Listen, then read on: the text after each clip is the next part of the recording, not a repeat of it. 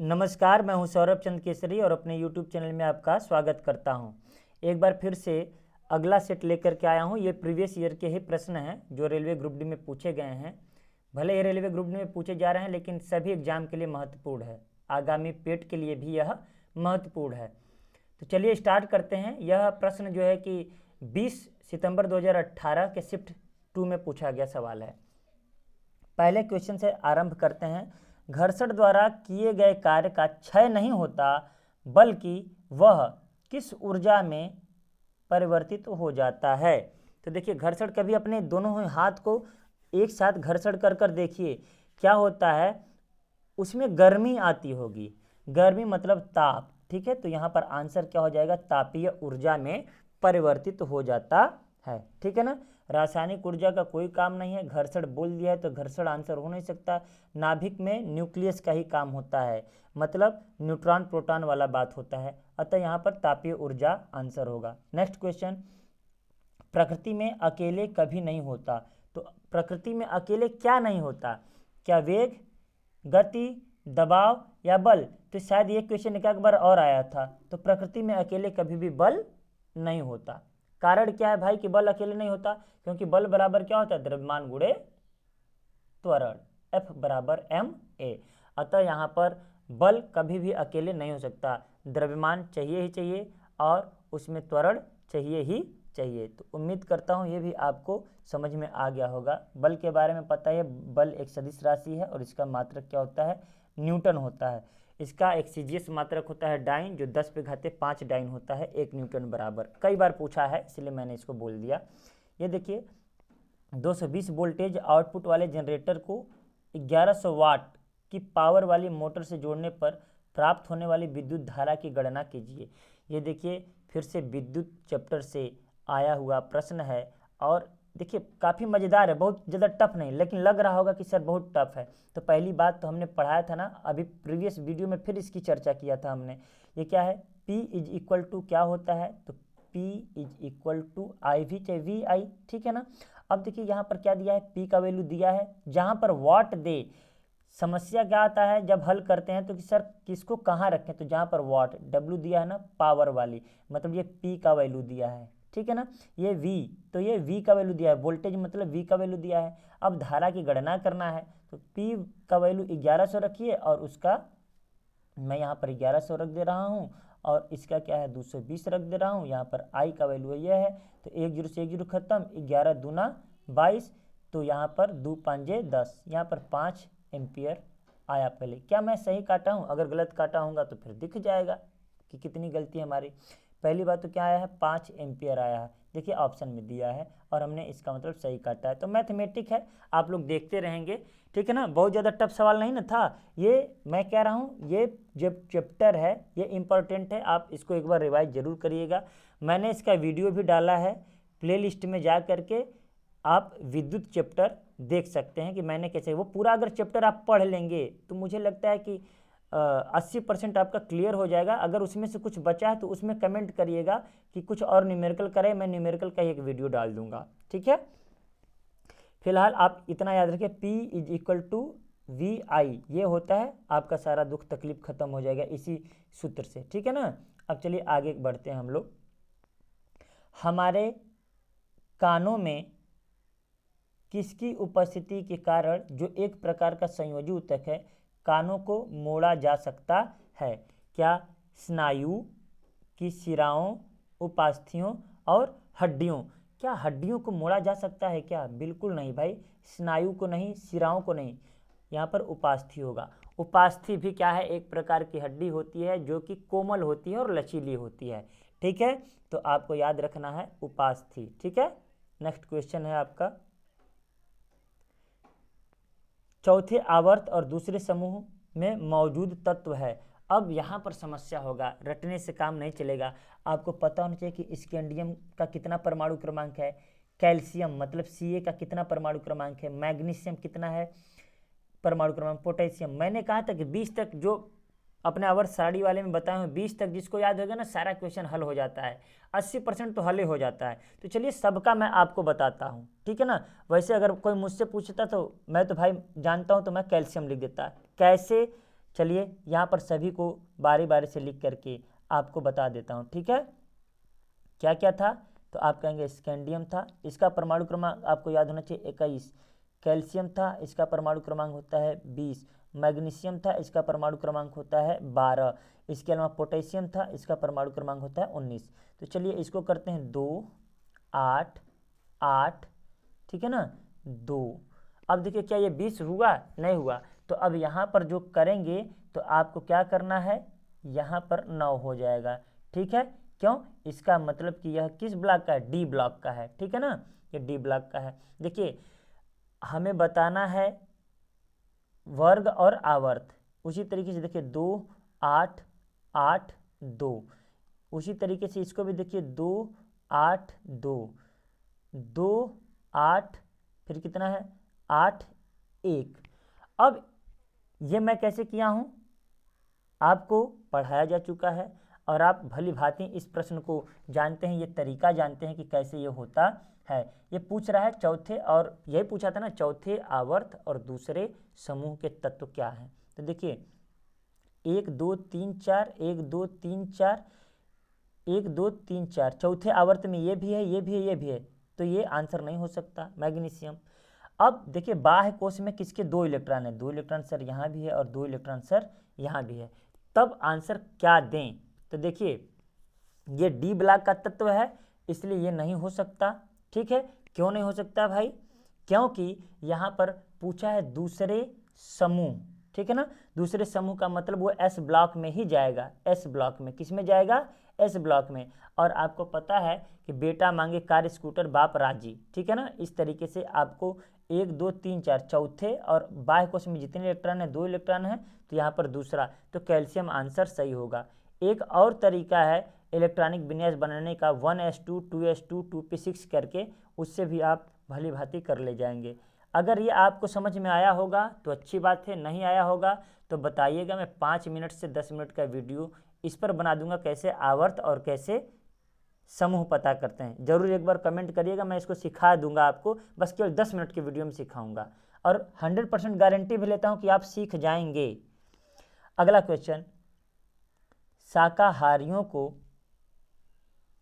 पचाने के लिए लंबी छोटी आंत की आवश्यकता होती है, तो किसको पचाने के लिए, देखिए शाकाहारी पूछ रहा है, तो शाकाहारी को क्या चाहिए भाई पचाने के लिए, क्या सेलुलोज चाहिए, सेलुलोज को पचाने के लिए लंबी आंत चाहिए, या विटामिन प्रोटीन वसा, तो सबसे ज़्यादा कठिन होता है सेलुलोज को पचाना, यहाँ पर आंसर क्या हो जाएगा, सेलुलोज, ठीक है ना। जैसे गाय हुई, भैंस हुई, इन लोगों की जो आंतें होती हैं बहुत लंबी होती हैं, क्यों, क्योंकि ये शाकाहारी होती हैं, ये प्लांट खाती हैं और प्लांट सेल में क्या होता है, सेलुलोज होता है, अतः यहाँ पर आंसर क्या हो जाएगा, सेलुलोज, ठीक है। अगला क्वेश्चन है न्यूमेरिकल से, फिर से एक बार क्वेश्चन है कि द्रव्यमान 10 kg का एक ब्लॉक समान रूप से अपनी प्रारंभिक अवस्था से 20 सेकेंड में 2 मीटर पर सेकेंड की गति बढ़ता है। देखिए ये 20 सेकेंड में 2 मीटर पर सेकेंड की गति बढ़ जाती है, तो 0 से 20 सेकेंड के अंतराल में विकसित या बढ़ी हुई औसत ऊर्जा क्या है। ये क्वेश्चन थोड़ा आपको नया लग रहा होगा, बस आपको यहाँ से समझना है कि क्या होगा आंसर, इसका क्या हो सकता है आंसर। तो देखिए पहले तो क्या किया है, ये द्रव्यमान दिया है द्रव्यमान ना, तो मतलब m का वैल्यू दिया है। देखिए ऐसे सवाल आए अगर नए लगें तो तुरंत पहले लिखिए कि m = 10 kg, ठीक है ना, सीख जाइए, फिर आप जैसे मर्जी वैसे करिए। अब आप बताइए टाइम कितना दिया है, तो आप कहेंगे टाइम तो 20 सेकेंड दिया है, ठीक है, ये 20 सेकेंड दिया है, ठीक। अब देखिए और क्या दिया है, यहाँ पर पूछ रहा है कि यहाँ पर बढ़ रहा है ना 2 मीटर पर सेकेंड स्क्वायर, स्क्वायर नहीं 2 मीटर पर सेकेंड, ये गति बढ़ रहा है, इतना आपको ध्यान देना है। अब ये पूछ रहा है 0 से 20 सेकेंड के अंतराल में विकसित ऊर्जा, यहाँ पर देखिए watt second watt second watt second watt second दिया है, ठीक है ना। तो ऊर्जा क्या होता है, गतिज ऊर्जा है ना, यहाँ पर गति बढ़ता है तो गतिज ऊर्जा है, इतना आपको याद रखना है। तो गतिज ऊर्जा क्या होता है, काइनेटिक एनर्जी = ½ mv², ठीक है। तो m का वैल्यू दिया है आपके पास, ठीक है ना। यहाँ पर देखिए v का भी वैल्यू दे दिया है, गति बढ़ रहा है ना, मीटर पर सेकंड किसका मात्रक होता है, तो आप कहेंगे गति का मात्रक होता है। तुरंत यहाँ पर v is equal to 2 metre पर सेकंड भी लिखिए। अब देखिए काइनेटिक एनर्जी निकल जाएगा आपका। मैं ऐसा एक दो सवाल और बता दूंगा आपको, पहले समझिए। m का वैल्यू दिया है, t का वैल्यू दिया है और v का भी वैल्यू दिया है, तो काइनेटिक एनर्जी तो पहले निकाल लेंगे आप कि काइनेटिक एनर्जी बराबर क्या होता है, हाफ mv²। तो हाफ मतलब 1/2, m का वैल्यू 10 है और v का वैल्यू 2 दूना का 4 लिख दूँ, डायरेक्ट समझ जाएंगे। देखिए यहाँ पर v² है इसलिए मैंने 2 दूना का 4 लिख दिया, तो 2 दूना 4, 10 दूना 20। काइनेटिक एनर्जी पहली बात तो 20 जूल आया है, ये आपका कन्फर्म हो गया, ठीक है ना। काइनेटिक एनर्जी कितना है, 20 जूल। अब यहाँ पर देखिए क्या कह रहा है कि यहाँ पर समय कितना दिया है, 20 सेकेंड, ठीक है ना, 20 सेकेंड। अब आप बताएं पावर या शक्ति की बात अगर हम लोग करते हैं तो क्या होता है, P is equal to W/T, यही पढ़े हैं। मतलब W क्या है, कार्य है। हमने कहा ऊर्जा को हमेशा कार्य के रूप में मानिए और कार्य को हमेशा ऊर्जा के रूप में मानिए। इसको हम E/T लिखते हैं, एनर्जी/T भी लिख सकते हैं। तो कितना है, 20 जूल है और आपका सेकेंड कितना है, 20 सेकेंड। तो 20 एक कम 20, मतलब P इज इक्वल टू वास्तव में कितना हो गया, 1 जूल, मतलब 1 वाट लिख सकते हैं, है कि नहीं, 1 वाट, ठीक है ना, पर सेकेंड। ठीक है, समझ में आया होगा, मुझे ऐसा उम्मीद है। देखिए नहीं समझ में आया होगा तो भी आप बताइए कि ये कहाँ से क्या मैं कर दे रहा हूँ, ठीक है ना। तो यहाँ पर P इज इक्वल टू 1 आ रहा है, आपको इसके चक्कर में नहीं पड़ना। ये जो दिख रहा है मात्रक, यहाँ पर न्यूमेरिकल वैल्यू अगर आ गया तो आपका आंसर सही हो जाएगा। यहाँ पर ऑप्शन बी सही होगा। देखिए फिर से एक बार मैं कहता हूँ कि न्यूमेरिकल हल करने का एक ही तरीका है कि जिससे आप डिनोट करते हैं उसको चुपचाप आप लिख लें। जैसे यहाँ पर क्या है, आपको दिख गया केजी में, तो आप यहाँ पर लिखिएगा ये m का वैल्यू है। आपको दिख गया यहाँ पर मीटर पर सेकेंड, तो आपको लिख देना है कि ये v का वैल्यू है। यहाँ पर ये सेकेंड दिख रहा है तो t का वैल्यू है। देखिए mv किस में आता है, ठीक है, तो आप कहेंगे कि mv², मतलब काइनेटिक एनर्जी में आता है, ठीक है ना, m और v। इसके बाद में समय भी दिया है, ठीक है ना, आपको दे रहा है कि 0 से 20 सेकेंड के अंतराल में विकसित औसत ऊर्जा क्या होगा, ठीक है ना। तो यहाँ पर आपका विकसित औसत ऊर्जा जो होगा हल कर लेंगे तो वाट सेकेंड आएगा, ठीक है। देखिए वाट सेकेंड में क्यों कर रहा, ऊर्जा पूछा है ना आपसे, ये यहाँ पर मैं हल कर दिया हूँ, देख ही रहे हैं। P का वैल्यू वाट होता है और समय का वैल्यू सेकेंड होता है, तो इसीलिए उसका ऊर्जा का वैल्यू जूल देता तो ठीक है, जूल नहीं दिया है तो वाट पर सेकेंड होता है, ठीक है ना। वाट पर सेकेंड बराबर 1 जूल, याद रखिएगा 1 जूल बराबर क्या होता है, 1 वाट पर सेकेंड होता है, ठीक है। काइनेटिक एनर्जी भी आपके पास है, आपके पास समय भी दिया है, बिल्कुल आराम से आप निकाल सकते हैं। उम्मीद करता हूँ ये एक्सप्लेनेशन समझ में आया होगा। आगे बढ़ते हैं हम लोग। पोटेशियम की परमाणु संख्या 19 और इसका द्रव्यमान संख्या 39 है, इसके परमाणु में न्यूट्रॉनों की संख्या क्या होगी। तो मैं बहुत पहले क्या इसी सीरीज में मैंने बताया था कैसे निकाला जाता है। तो जो ये 19 है और ये 39 है, तो जो ये होता है इसमें न्यूट्रॉन और प्रोटॉन दोनों होते हैं, जबकि परमाणु क्रमांक को प्रोटॉन कहते हैं, ठीक है ना। तो इसका मतलब 19 इसमें है, तो 39 में से बस 19 माइनस कर दीजिए, जो आंसर आएगा 20, यही हो गया आपका आंसर। 20 क्या है, ये न्यूट्रॉन है। क्यों न्यूट्रॉन है, क्योंकि इसमें से हमने प्रोटॉन 19 निकाल लिया है, ठीक है। तो यहाँ पर आंसर जो होगा आपका 20 हो जाएगा। तो इस तरीके क्वेश्चन आए बस, तो परमाणु क्रमांक को परमाणु भार से क्या कर दीजिए, बस माइनस कर दीजिए। ध्वनि तरंग की आवृत्ति मापने की मानक इकाई क्या है, तो मानक इकाई तो हर्ट्ज है, ठीक है ना। मानक इकाई क्या है, हर्ट्ज है, जबकि इसी को प्रति सेकेंड बोलते हैं। 1 हर्ट्ज बराबर 1, मतलब प्रति सेकेंड बोलते हैं इसको, प्रति सेकेंड, ठीक है ना, प्रति सेकेंड, इसी को हर्ट्ज बोलते हैं, ठीक है। नेक्स्ट क्वेश्चन क्या है, विद्युत ऊर्जा की वाणिज्यिक इकाई क्या है। वाणिज्यिक मतलब वही औद्योगिक इकाई, तो क्या है, किलोवाट घंटा या यूनिट, ठीक है ना, इतना आपको याद रखना है, ठीक। यूनिट या किलोवाट घंटा, वाणिज्यिक इकाई बोले, औद्योगिक इकाई बोले, कुछ भी बोले, ये दोनों क्या होंगे, किलोवाट घंटा बोलिए या यूनिट बोलिए, ठीक।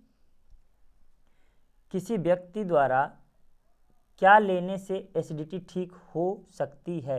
तो बस आपको याद रखना है कि क्षार लेने में। नींबू का रस अम्लीय होता है, आंसर नहीं हो सकता। देखिए छाछ है, ये हो सकता है, मैं नहीं कराऊंगी, यही आंसर है। पहले मैं पूरी तरीके से आपको बताना चाहता हूँ, क्योंकि ये क्या क्षारीय है। अब यहाँ पर क्या है, बेकिंग सोडा, ये भी क्या है, क्षारीय है। सिरके का घोल, ये अम्लीय है। तो यहाँ पर जो है कि बेकिंग सोडा का यूज करते हैं, क्योंकि ये अधिक क्षारीय होता है। यहाँ पर ऑप्शन क्या हो जाएगा आपका, सी आंसर हो जाएगा। ठीक है ना, ये सभी गलत हो जाएंगे। ये रटा रटाया क्वेश्चन है, कितने लोग तो देखते ही कर दिए होंगे इसको। अब देखिए 12 नंबर का क्वेश्चन है, 2 ऑक्सीजन के 2 निरूपित करता है। ये क्या, ये 2 जो दिखा रहा है वो क्या इलेक्ट्रॉन दिखा रहा है, परमाणुओं को दिखा रहा है, कि आयनों को, कि अणुओं को? तो देखिए अणु क्या होते हैं, परमाणुओं से बने हुए होते हैं। मतलब यहाँ पर O2 ऐसे लिखा होता तो ये अणु है। ये क्या है, अणु है। इसका मतलब क्या है कि O आपस में जुड़े हुए हैं। लेकिन यहाँ पर O अकेले है, इसके आगे 2 है। आगे 2 होने का मतलब गुणांक होता है। गुणांक मतलब O अकेले परमाणु है, इसमें 2 परमाणु है। तो यहाँ पर आंसर जो होगा आपका परमाणु होगा। उम्मीद करता हूँ ये समझ में आया होगा। देखिए परमाणु स्वतंत्र नहीं रह सकता है, मैं बता दूं, जैसे कि ये है, ये परमाणु है, ठीक है ना, ये अणु हो गया। क्यों, क्योंकि इसमें H2 और O दोनों मिलकर के अणु हो गए। ठीक है ना, ये देखिए परमाणु है लेकिन O2 अणु है। ठीक है ना, कार्बन जो है कि अकेले परमाणु है, लेकिन कार्बन 4 मैं लिख दे रहा हूँ, तो ये क्या है, अणु हो जाएगा। तो याद रखिएगा S अकेले परमाणु है, S8 क्या है, आपका अणु है। उम्मीद करता हूँ ये समझ में आया होगा। प्रश्न 13 नंबर का, निम्नलिखित में से किस विकल्प का गलनांक और क्वथनांक सबसे अधिक होता है? गलनांक मतलब मेल्टिंग पॉइंट, क्वथनांक मतलब बॉइलिंग पॉइंट। यहाँ पर आर्गन दिया है, लिथियम दिया है, फास्फोरस दिया है और कार्बन दिया है। तो याद रखिएगा इन सभी ऑप्शनों में कार्बन क्या है, सबसे अधिक गलनांक एवं क्वथनांक वाला धातु अधातु होता है। याद रखिएगा कार्बन के ही अपरूप हीरा और ग्रेफाइट होते हैं, इसके अलावा कोयला भी होता है। तो हीरा कितना कठोर होता है आपको पता ही है, अतः इनका गलनांक तथा क्वथनांक सबसे अधिक है। सबसे अधिक मतलब इन विकल्पों में सबसे अधिक है, इतना याद रखिएगा। क्योंकि सबसे अधिक का मतलब ये नहीं है कि सबसे, यहाँ तक टंगस्टन से भी अधिक, ऐसा नहीं है। टंगस्टन सबसे अधिक होता है इन सबके मामले में। तो यहाँ पर ऑप्शन के हिसाब से कार्बन सही है, यहाँ पर टंगस्टन दे देता ना तो टंगस्टन आंसर सही होता। ठीक है ना, चलिए तो हम लोग नेक्स्ट क्वेश्चन करते हैं। सही विकल्प से रिक्त स्थान की पूर्ति करें। एक वस्तु को लंबवत ऊपर की ओर फेंका जाता है, उसके ऊपर उठने के दौरान स्थितिज ऊर्जा और गतिज ऊर्जा क्या होगी? देखिए अगर हम किसी भी पिंड को ऊपर की ओर फेंकते हैं, ठीक है ना, तो स्थितिज ऊर्जा क्या होगी? ये देखिए, ये मैं इसको ऊपर की ओर फेंक रहा हूँ, ठीक है ना, तो इसकी स्थिति कहाँ है, यहाँ से लेकर, मतलब 0 से लेकर के मान लीजिए कि 10 मीटर के ऊंचाई तक चला गया, ठीक है ना, तो इसकी स्थिति तो बढ़ गई। स्थिति जब बढ़ गई तो ये जब गिरेगा तो इसमें ज़्यादा एनर्जी होगी ना, तो ऊर्जा तो बढ़ेगी। सब में पहला दिया है बढ़ा गई, ये तो हो नहीं सकता, या तो ए ऑप्शन सही होगा या तो सी। दूसरा क्या है, गतिज ऊर्जा। तो जब ऊपर फेंकते हैं तो किसके विपरीत बल लगा रहे हैं? जी के विपरीत बल लगा रहे हैं। आप देखेंगे कि एक समय निश्चित दूरी जाते समय, एक निश्चित ऊंचाई पर जाते समय ये रुक जाता है, फिर नीचे आता है, तो यहाँ पर गतिज ऊर्जा घटती है। तो ऑप्शन क्या हो जाएगा, यहाँ पर तो गड़बड़ हो गया। यहाँ पर बढ़ती है घटती है, बढ़ती है घटती है। अब इस पर कॉमन नंबर मिला होगा, जो ए और सी दोनों मारा होगा, ए भी मारा होगा उसको भी नंबर मिला होगा, सी भी मारा होगा उसको भी नंबर मिला होगा। तो देखिए स्थितिज ऊर्जा बढ़ेगी जबकि गतिज ऊर्जा घटेगी। उम्मीद करता हूँ ये समझ में आया होगा आपको। 15 नंबर का क्वेश्चन कह रहा है, को पानी में घोलने पर यह जिप्सम में परिवर्तित हो जाता है। तो जिप्सम में कौन परिवर्तित होता है? तो कैल्शियम सल्फेट हेमीहाइड्रेट, मतलब प्लास्टर ऑफ पेरिस। इसको क्या बोलते हैं भाई? प्लास्टर ऑफ पेरिस, सीधे लिख देता हूँ, ठीक है ना, आप बस याद रखिएगा प्लास्टर ऑफ पेरिस कहते हैं।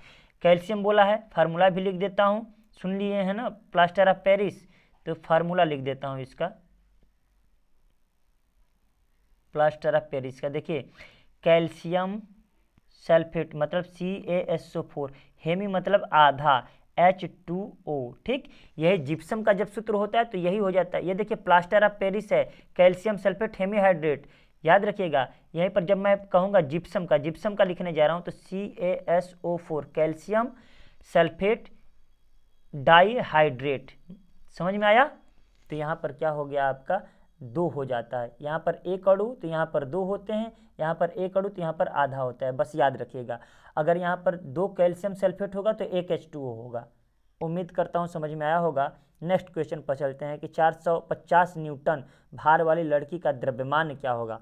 तो बस भार बराबर क्या होता है, W is equal to mg, बस यही भार है। तो g का वैल्यू 10 हो गया, तो यहाँ पर सीधे रख दे, 10 से भाग दे दीजिए 45 में, 4.5 kg आंसर हो जाएगा। समझ में आया कि नहीं? देखिए यहाँ पर तो गड़बड़ ये भी हो सकता है, 2 चीज़ दिया है, 4.5 kg हम तो गलत लगा दिए, 10 से भाग देंगे तो 45 होगा ना, तो 45 होना चाहिए यहाँ पर। एक मिनट, तो 45 नहीं दिख रहा है, तो यहाँ पर 45.9 kg, इसका मतलब यह 9.8 माना है। समझ में आया या फिर हल कर दूं फिर से? देखिए मैं फिर से हल कर देता हूं ताकि डाउट खत्म हो जाए। ये क्या है, भार है। भार क्या होता है, द्रव्यमान और गुरुत्वीय त्वरण का गुणनफल होता है। अब यहाँ पर देखिए भार दिया था 450, अब m का पता करना है, g का वैल्यू नहीं पता है तो 10 मानते हैं। देखिए वैसे तो 9.8 रखते हैं, हम 10 मान कर देख लेते हैं ऑप्शन क्या है। तो देखिए खत्म, 45 kg आ गया कि नहीं, तो 45 या 45 से ऊपर वाला जो होगा वही आंसर होगा। तो यहाँ पर क्या दिया था, 45.9 दिया था, और जल्दी मैं क्या कर रहा था, ये कर रहा था, जबकि 4.5 दिया है ना, तो यहाँ पर आंसर जो होगा 45.9 kg। उम्मीद करता हूँ समझ में आया होगा, और इसमें समझने वाली बहुत ज़्यादा टफ नहीं है, आप कर लेंगे। ठीक है। किसी वस्तु की गोलाकार दर्पण के वक्रता केंद्र में रखे जाने पर अवतल दर्पण द्वारा निर्मित इसके प्रतिबिंब की स्थिति क्या होगी। मेरा अगर जो सीरीज देख रहा होगा तो ये क्वेश्चन उड़ा देगा, सीरीज नहीं देख रहा होगा तो उसको नहीं आएगा। देखिए कहाँ पर रखा गया है, वक्रता केंद्र। हमने बताया था एक यही स्थिति है कि जब वक्रता केंद्र पर हम वस्तु को रखते हैं तो उसका प्रतिबिंब भी वक्रता केंद्र पर ही बनता है। इसके अलावा वस्तु के बराबर बनता है और उल्टा बनता है, इसके अलावा वास्तविक बनता है। तो ये आंसर पहला सही होगा। कैसा प्रतिबिंब बनेगा, वास्तविक बनेगा, एक बात तो ये हो गया। दूसरा क्या होगा, उल्टा बनेगा। तीसरा क्या होगा, ये उल्टा, सही ढंग से लिख देता हूँ भाई, ये उल्टा बनेगा। और चौथा क्या होगा, चौथा क्या होगा आपका वास्तविक, उल्टा और वस्तु के बराबर होगा। ठीक है ना, इतना ही बताया, वस्तु के बराबर प्रतिबिंब बनेगा। ये बस एक ही ऐसी स्थिति है कि वस्तु के बराबर बनेगा, अदरवाइज हमेशा छोटा या बड़ा बनेगा। ठीक है, चलिए आगे बढ़ते हैं हम लोग। हाइड्रोकार्बन परिवार का प्रत्येक सदस्य पिछले सदस्य से समूह द्वारा अलग होता है। तो किस समूह द्वारा अलग होता है, क्या एथिल कि मिथाइल या एथिलीन या मेथिलीन। तो याद रखिएगा हाइड्रोकार्बन परिवार में क्या होता है, केवल और केवल हाइड्रो एंड कार्बन, मतलब ऐसे यौगिक जो हाइड्रोजन और कार्बन से मिलकर बने होते हैं हाइड्रोकार्बन परिवार कहलाते हैं। तो ये क्या है, मेथिलीन से। अब क्या है कि प्रत्येक सदस्य क्यों मेथिलीन से अलग होगा, क्योंकि ये देखिए मेथिलीन, एथीन, ये भी हाइड्रोकार्बन ही है, हाइड्रोकार्बन ही है, इसमें कोई दिक्कत नहीं है। लेकिन ये गलत क्या लिख रहा है, मेथिलीन। मेथिलीन कभी हो ही नहीं सकता, क्योंकि यहाँ पर जब कार्बन कार्बन के बीच डबल बॉन्ड लगता है तब इन जुड़ता है। देखिए इन, ठीक है ना। तो एथिलीन 1 और 2, 2 कार्बन को क्या हमने पढ़ाया था, एथ पढ़ाया था, और एथ में इन जोड़ दीजिए, एथिन हो गया। साधारण नाम में एथिलीन होता है, लेकिन मेथिलीन, मेथिलीन में अकेले ये कहाँ डबल बॉन्ड किसी से बनाएगा, कार्बन से। अतः यहाँ पर ये क्या होगा, अलग होगा। ठीक है ना, समूह द्वारा अलग होता है तो मेथिलीन होगा। उम्मीद करता हूँ ये भी समझ में आपको आया होगा। आंसर क्या होगा, डी सही होगा। ठीक है, देखिए नहीं समझ में आएगा तो फिर बोलिएगा, क्योंकि मैं थोड़ा जल्दी में बता दिया इसको। हाइड्रोकार्बन परिवार क्या होता है पता ही है, इसमें कार्बन और हाइड्रोजन के होते हैं। ये देखिए मेथिन नहीं है बल्कि मेथेन है, ठीक है ना, क्योंकि एक ही कार्बन है। और ये C2 नहीं, CN+H2N+2 पर फॉलो होता है।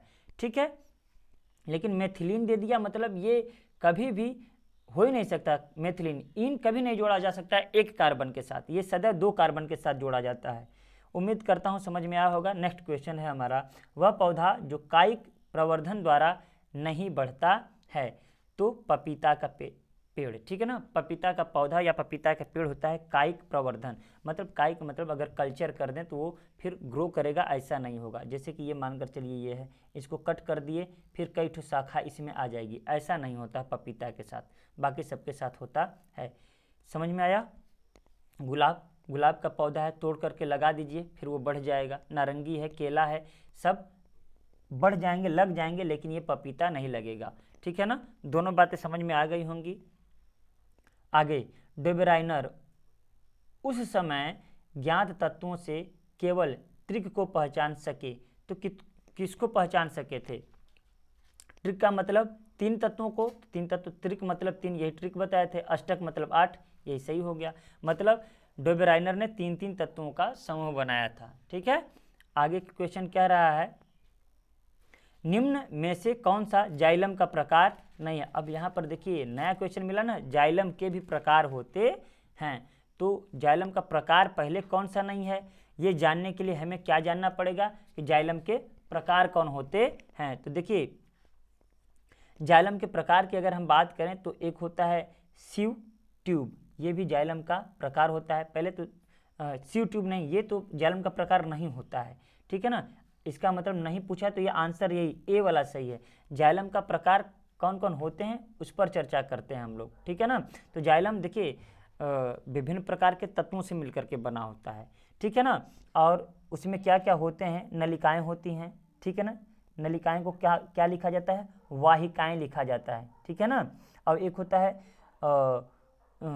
जाइलम जो है तंतु, तंतु मतलब फाइबर्स। जाइलम क्या होता है? तंतु होता है। ठीक है ना, जाइलम तंतु मतलब फाइबर्स, तो ये भी होता ही है। ठीक है ना, एक होता है जाइलम मृदुक, मृदुक मतलब हिंदी का शब्द है। ठीक है ना, पैराकाइमा अगर बोलते हैं तो जाइलम पैराकाइमा बोलते हैं, कुछ इस तरीके से जाइलम पैराकाइमा। ठीक है ना, और एक होता है ट्रेकिया, जो कि ये लिखा है ट्रेकीइड, ट्रेकीइड लिखे हैं ना। थोड़ा सा इन लोगों का इंग्लिश उतना ढंग से समझ में नहीं आता है, इसी को हिंदी में, हालांकि ट्रेकीइड इंग्लिश में है और इसका हिंदी जो होता है वाहिकाएं होता है, वाहिकाएं। ठीक है ना, अगर नहीं समझ में आ रहा है कि मैंने क्या लिखा है तो मैं इसको क्या कर देता हूँ, मिटा करके अच्छे से आपको लिख देता हूँ। ठीक है ना, ये 4 प्रकार के होते हैं जाइलम, बस इतना याद रखिएगा। यहाँ पर आंसर इस हिसाब से क्या होगा, ये होगा, तो ये लिख लीजिएगा, ये भी होता है, ये भी होता है, ये भी होता है।